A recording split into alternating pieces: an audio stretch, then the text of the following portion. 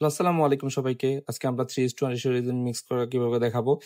এটা রেজিন, এটা হার্ডনার। আমরা ওয়ান টাইম কাপ নিয়ে নিলাম, একটা ছোট পকেট ওয়েট স্কেল নিয়ে নিলাম। আমরা আগে কাপটা টায়ার করে নিব, কাপটা আর কি ওয়েটটা 0 করে নেব। তারপরে আমরা রেজিন দিব। আমরা আর কি আজকে 40 গ্রাম মিক্স করবো, 40 ml মিক্স করবো। রেজিন দিব 30 ml এর মতো। 30 ml কিংবা গ্রাম আমরা ওজনে যেটা ধরি আর কি, কারণ আমাদের ম্যাক্সিমাম মেশিনে ml-টা উঠে না। এই জন্য আর কি আমরা গ্রাম হিসাবে মিক্স করবো, কিন্তু রেশিও যাতে ঠিক থাকে। আমরা 30 গ্রাম মেপে নিচ্ছি।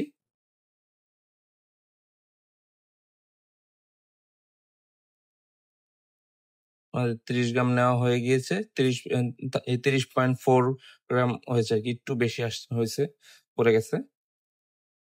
আবার আমরা 0 করে নিব। এটা হার্ডনার দিতেছি আমরা। হার্ডনার দিব আমরা 10 গ্রাম। রেজিন যা দিব তার 3 ভাগের 1 ভাগ দিব হার্ডনার। রেজিন আমরা 30 গ্রাম দিতেছি, হার্ডনার দিব 10 গ্রাম। খুবই আস্তে আস্তে কাজগুলো করবেন, যাতে আপনার হ্যান্ড গ্লাভস, ফেস মাস্ক এগুলো অবশ্যই পরে তারপরে কাজ করতে হবে। এই যে আপনার এটা 10 পয়েন্ট সামথিং আর কি আমরা নিয়েছি। 1-2 গ্রাম 19-20 হলে ওটা আর কি সমস্যা হয় না, শুধু জাস্ট ওয়েটটা যাতে ঠিক থাকে। তারপর হচ্ছে গিয়ে আমরা এখন ভালো মতো একটা কাঠি দিয়ে মিক্স করে নিব। কারণ এই যে এখন যখন মিক্স করতেছি, এখন দেখতেছেন আমরা একটু ঘোলা ঘোলা লাগতেছে। যখন আমরা প্রপার মিক্স করা হয়ে যাবে তখন পুরোটা ক্লিয়ার হয়ে যাবে। আমরা 2 থেকে 3 মিনিট ভালো মতো মিক্স করতে হবে, কারণ মিক্সিংটাই অনেক কিছু। মিক্স যদি ভালো মতো না করেন, এটা পুরোটা একসাথে মিলবে না। এটা যদি পুরোটা না মিলে তাহলে এটা হার্ড হবে না। এটা পুরাটা ঠিক মতো আমার মিক্স হয়ে, দেখেন আস্তে আস্তে করে পুরা ক্লিয়ার হওয়া শুরু হয়েছে। আমরা আরো মিক্স করবো, 2 থেকে 3 মিনিট আমরা মিক্স করতে থাকবো।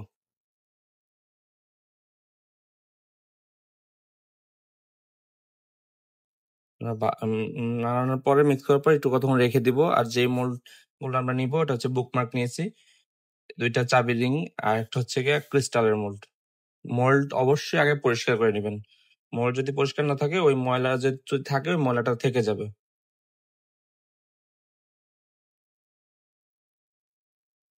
আমরা আবার একটু মিক্স করে নিব, যাতে প্রপার মিক্সিংটা ভালো মতো হয়। দেখেন আস্তে আস্তে করে পুরোটা ক্লিয়ার হয়ে গেছে। আর একটু মিক্সের পর একটু রেখে দিব কতক্ষণ, যাতে বাবলটা উপরে চলে আসে। কারণ আমি তো অল্প মিক্স করছি, যারা একটু বড় কাজ করবেন বাবলের জন্য একটু ওয়েট করবেন, কারণ দেখবেন ছোট ছোট কিছু বাবল থাকে। বাবল গুলা মিক্সের পরে আস্তে আস্তে উপরে চলে আসে একটু রেখে দিলে। এই কাজগুলো করার সময় অবশ্যই আপনারা আস্তে ধীরে করবেন, এটা তাড়াহুড়ার কোনো কিছু না। 3:1 একটু স্লো কিউরিং হয়, কারণ এটা হচ্ছে ক্রিস্টাল ক্লিয়ার হয়ে যাবে। আমরা একটু গোল্ড ফ্লেক্স ইউজ করতেছি, যাতে পুরা ক্লিয়ার থাকতে দেখতে ভালো দেখায় না।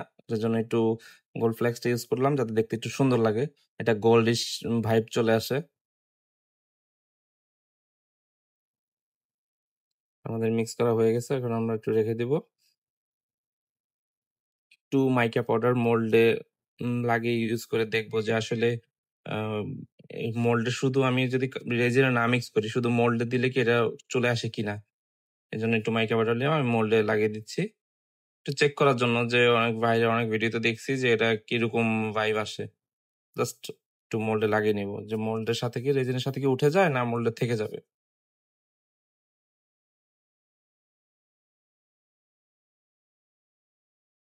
আমাদের এই ভিডিওটা যদি আপনার পুরোপুরি ভাবে খেয়াল করেন, তাহলে আর কি কোথাও আপনার মোটামুটি রেজিনের বেসিক কোর্স গুলো আর করা লাগবে না। যখন হচ্ছে গিয়ে তখন এই টাইপের করে আপনারা নিজের আস্তে আস্তে ট্রাই করলে দেখবেন, তারপর স্টেপ বাই স্টেপ আপনারা বিভিন্ন করতে পারবেন। যে আমি খুবই স্লোলি আস্তে ধীরে আমি রেজিনটা ঢালতেছি মোল্ডের মধ্যে, যাতে আমার ওভারফ্লো না হয়ে যায় কিংবা রেজিনটা যাতে বাইরে না পড়ে যায়। আমি অল্প অল্প ঢেলে আগে পুরোটা ছড়িয়ে দিচ্ছি, কারণ আমি যদি একটু ভুলবশত বেশি দিয়ে দিই, এটা বাইরে ওয়েস্ট হয়ে যাবে, বাইরে পড়ে যাবে।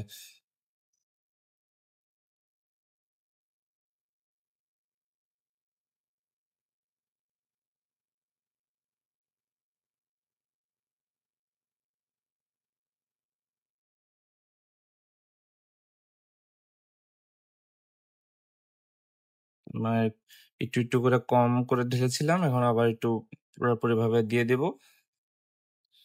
এটা হচ্ছে ক্রিস্টালে ঢালতেছি। ক্রিস্টাল এটা বিভিন্ন বিভিন্ন খাস্তা বড় ছোট আছে তো, এটা যে এই কারণে একটু নাড়া দিয়ে নিলাম যাতে ভিতরে যদি কোনো হাওয়া থেকে থাকে সেটা যাতে বাহিরে চলে আসে।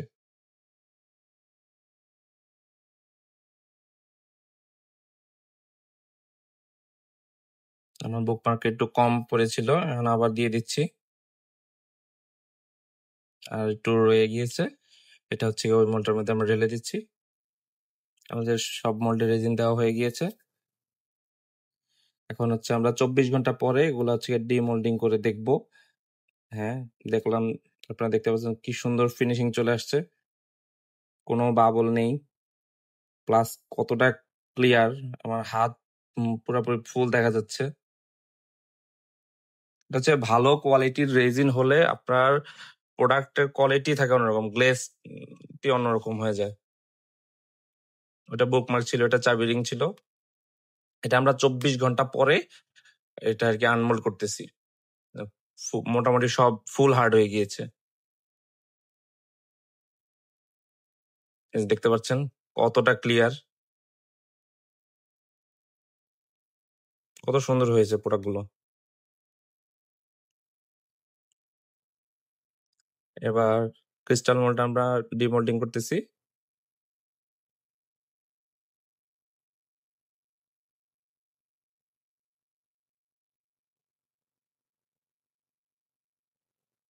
আসলে ছোট ছোট জিনিস তৈরি করতে দেখতে অনেক সুন্দর লাগে।